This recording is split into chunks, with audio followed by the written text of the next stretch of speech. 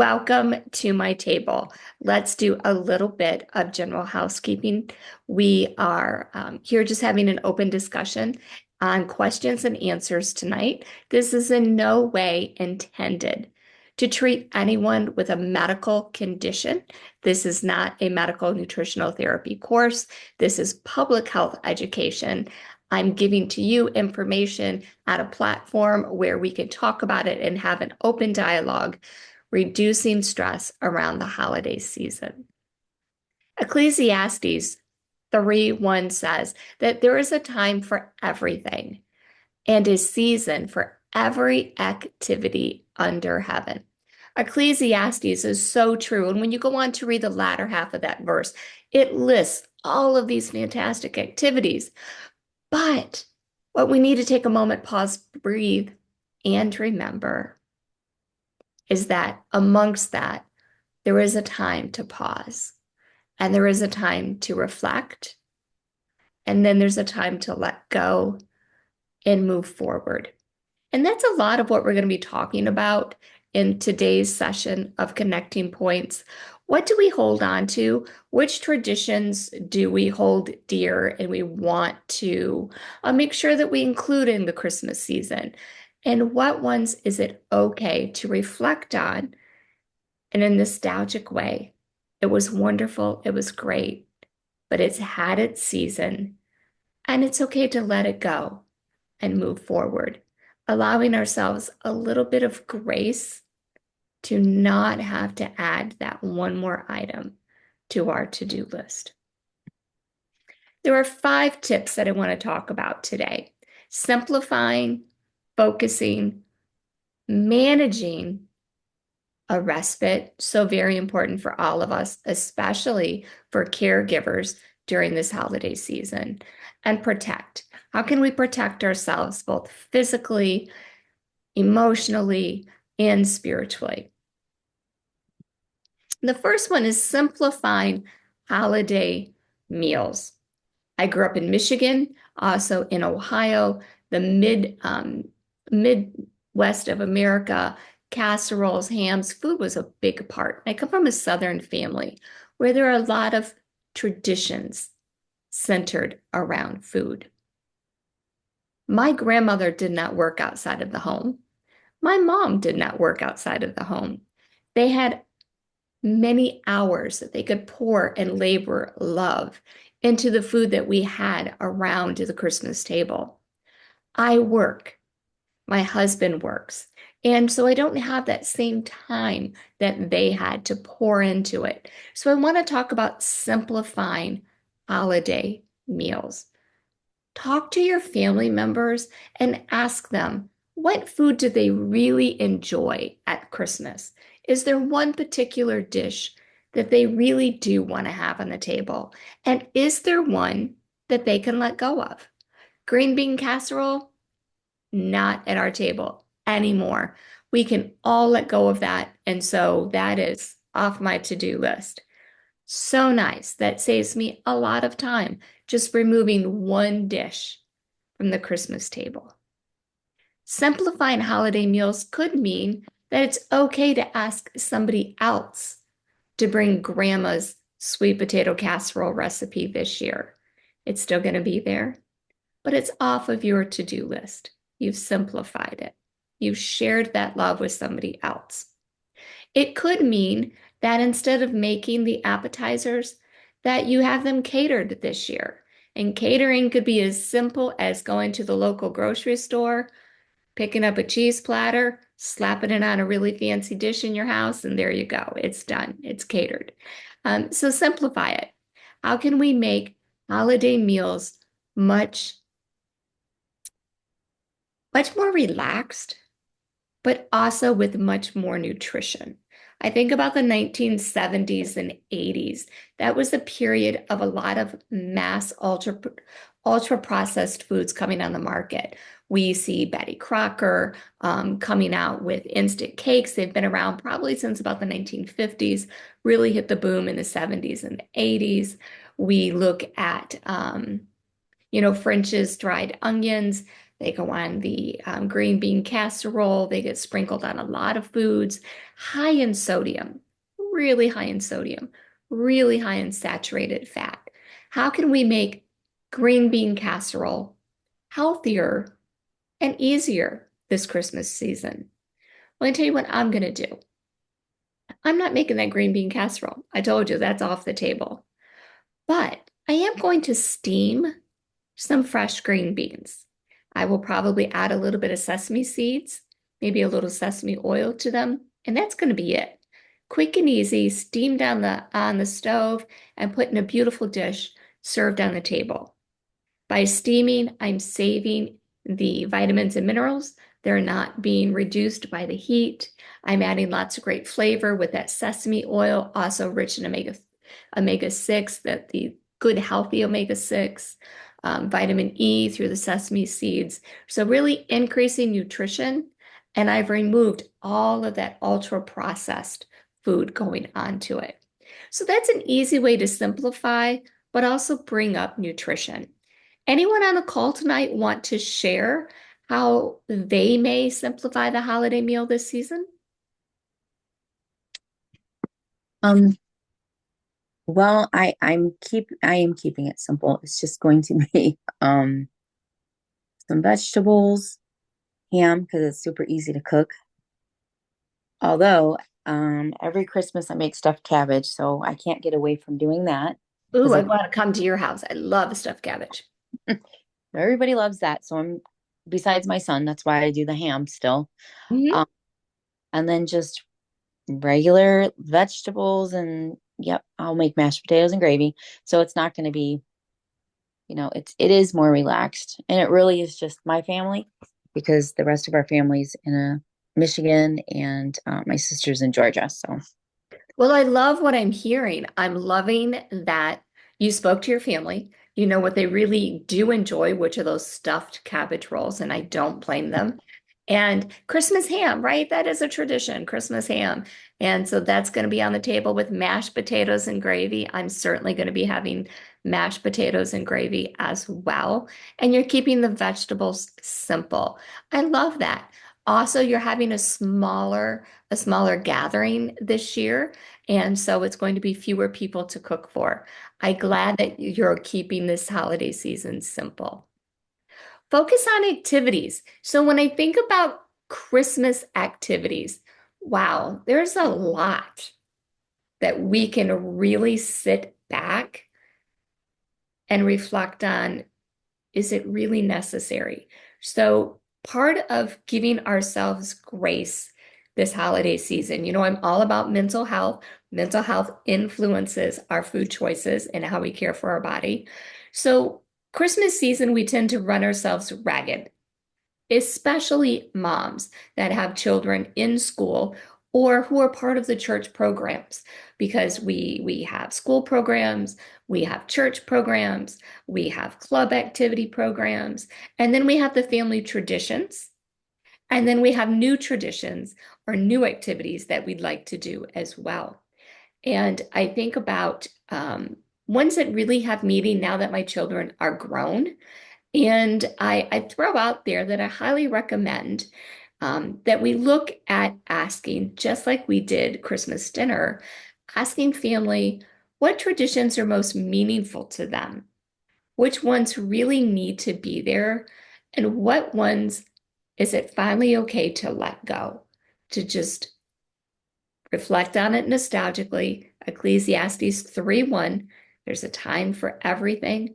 Um, what can we just say, okay, you know what?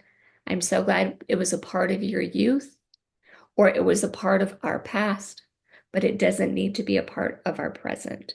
I really encourage and I challenge the listeners to examine that list this year. One thing that's been very meaningful to my children who are now grown, and our oldest who has children continues to do with his sons, is looking at Christmas lights. That's something that we do as we come together. We go around the neighborhoods and we look at Christmas lights, and it's something that he does with his children. He and his wife, they do on their own. But looking and watching all the Christmas movies that used to be so important to me, I'll be honest, I've watched four this year. And for me, this time of the year, I've probably knocked about 16 down already. And this year I'm at four. I'm like, you know what? I could tell them to you by heart. Um, I live in a state where it's warm year round. I live in Florida. And the nostalgia of Miracle on 34th Street, it's just not hitting it for me this year. And that's okay. It's okay to look at it and say, maybe next year. So focusing on activities that are still truly meaningful. Volunteering at church for the Christmas Eve service, serving at a soup kitchen, looking at things that really have an impact for you and your family. That would be my recommendations. And it really does help to minimize that stress. Anytime we can take away an activity and reclaim some mental health time, some sitting down and enjoying a meal time, we're adding to our health. Managing disruptions. Whether we work outside of the home or inside of the home, disruptions happen. And this is the time of year where our nerves can be really frayed because we're burning the candle at both ends. Managing disruptions around mealtime, turning the phones off, turning all electronic devices off, really engaging with one another. That's managing disruptions in a positive way. Um, Maybe setting certain times of the day where it's just you or your family, where you go into your bedroom for an hour and you put a do not disturb sign on the door and really allow yourself that time. Even if it's that you enjoy wrapping the packages, but it's just your time alone. Really manage external disruptions. Some people take this as an opportunity for social media pause, meaning they put their social media accounts on pause for a couple of weeks, minimizing disruptions, allowing that brain that opportunity to just refocus, to refresh, to concentrate on family and self and what we're eating. So, managing disruptions, this is a great season to allow ourselves some grace and telling other people, I love you, but not this week, not this moment. I'll talk to you later. Let's plan a catch up date. Nothing wrong with a catch up date. So, managing disruptions. Do we have anyone who would like to contribute their thoughts on maybe a social media pause or other ways that potentially they can manage disruptions and give themselves some grace? I think that that's a great idea, the social media pause. And I've really been thinking about that lately because I have been on social media probably too much, more than I should. So that I think that's a great idea and that's something I'm going to try. I'm Awesome. going to, yeah. Fantastic. I think I'm going to as well. I will confess I am an A-type personality, and those little red dot alerts on my phone, they make me nuts. I'm like a cat where somebody is showing the little flashlight and they're jumping on the dots. That's me. They make me crazy. And so I have been contemplating a social media pause just over the holiday season to really manage disruption. So I'm so glad that you like that idea as well. A respite. I have a good friend who just lost a parent last weekend. Um, and this friend was a full-time caregiver to their parent. And respite is so important when we don't have somebody who can come in and give us this opportunity to take care of ourselves, to have a little downtime from just being on 24/7. Caregivers, um, caregivers, they don't get a break. It's a 24/7 commitment. And whether one has private insurance or Medicare or Medicaid, I encourage you to look into benefit packages because some of them do pay for respite care for a professional caregiver to come in and allow the caregiver an hour just to go do grocery shopping or to take care of their own personal doctor's appointments. Foster parents get respite time. And so I encourage you, if you find yourself as a foster care parent, which my husband and I were for a few years, or you're a full-time caregiver, was one of those two for my grandmother.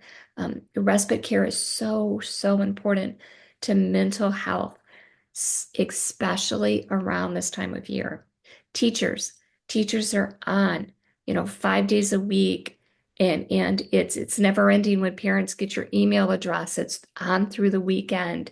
And if your students attend the same place of worship as you do, again, you're on with the parents because they can reach you. And so teachers, anybody who provides any kind of care, I think of church leaders, Sunday school teachers, find a way for respite. Find a way to let somebody else step into your role for 1 week this month or 1 hour this week, but give yourself some desperately needed respite care. It doesn't have to be from a trained professional. Maybe the person that you're watching over doesn't require that. Maybe you just need a friend to come and sit while you go get your hair done. Or, you take a personal day and have a sub come in and teach your class and give yourself a day to dedicate to yourself because once Christmas vacation starts, you're going to be grading papers. You're going to be getting ready for next term. You're going to be getting your classroom switched over from Christmas to the new year. You're still going to be working. So maybe you give yourself a personal day. Whatever your profession, please look at respite care and see how it can fit into your life to give yourself a little bit of extra downtime that I'm pretty sure you've not only earned, but you really truly need for your own personal health.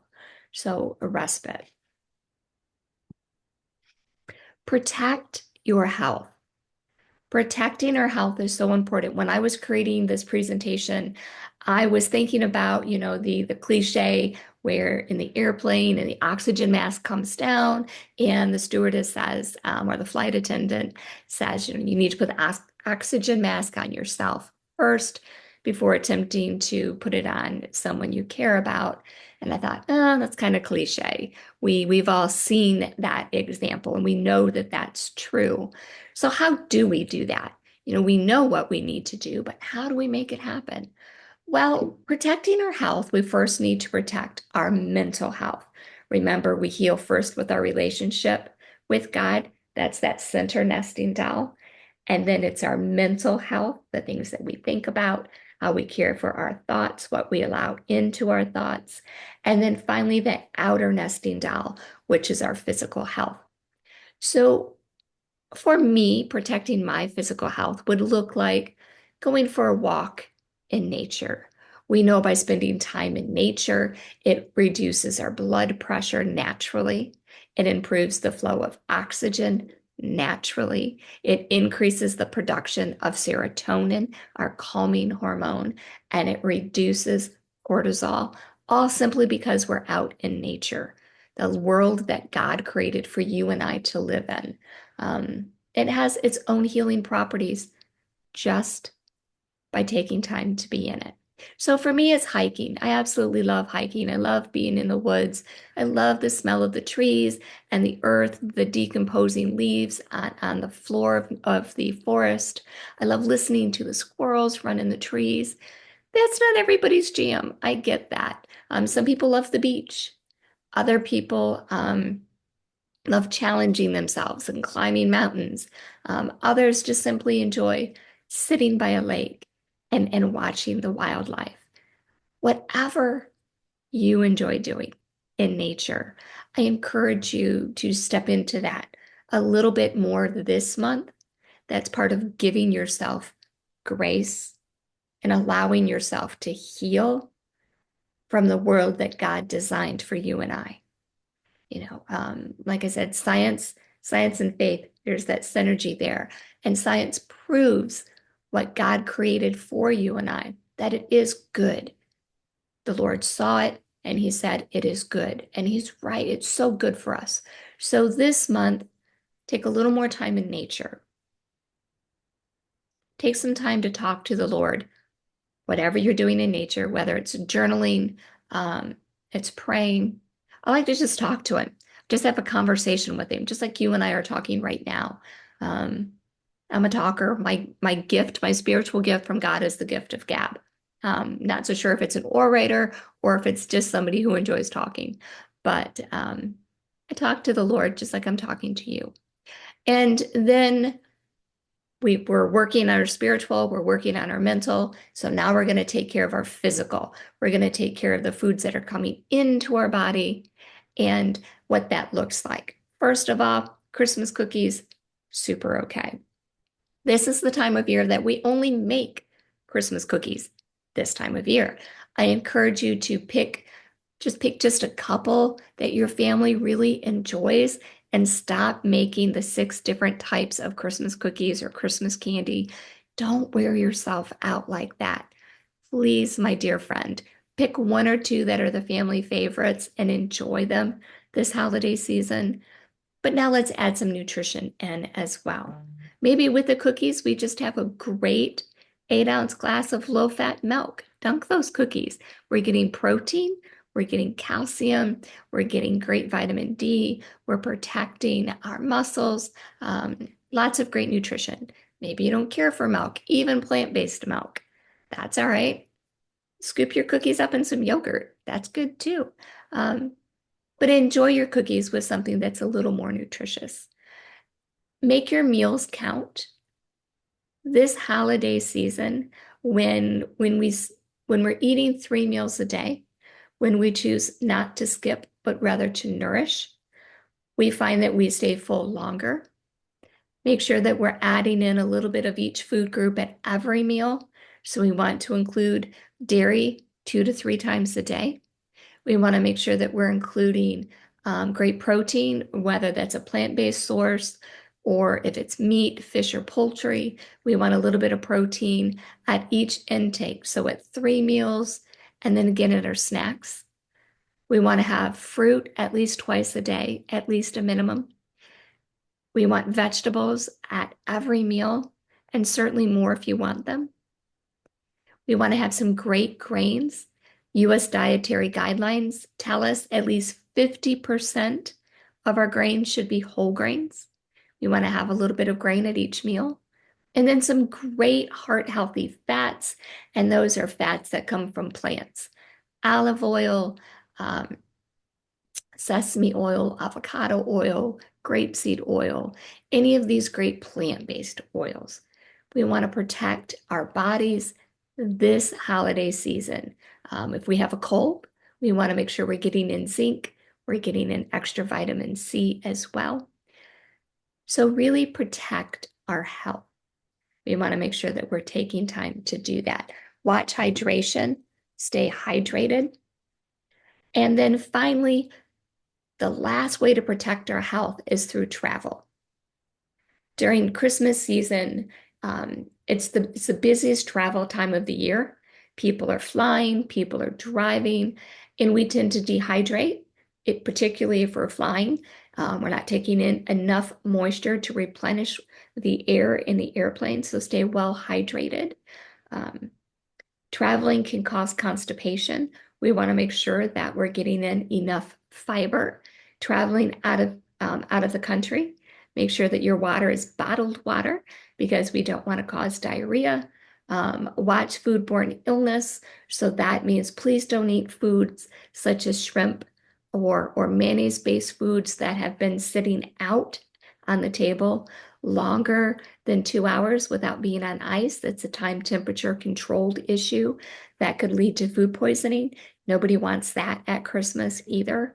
And so protect your health through our mind, relaxation, getting out in nature, what we eat, and travel. Be mindful of each of those areas as well. Now, I do want to mention what's coming up in January before we hop over to Q&A. The next connecting points will indeed be on New Year's Day. It's going to be talking about sustainable weight loss. Is it a myth or is it an achievable goal for the 2025 year? That's going to be at 7 p.m. Please be sure to join in at that time. We're going to have a great conversation. And you can always connect with me either through Joy Rising Nutrition or on any of the social media connections through Facebook, Instagram, or Joy Rising Nutrition YouTube channel. Want to make sure that you go ahead and connect. So I look forward to meeting you and speaking with you at my table again soon. Thank you for joining this session of Connecting Points.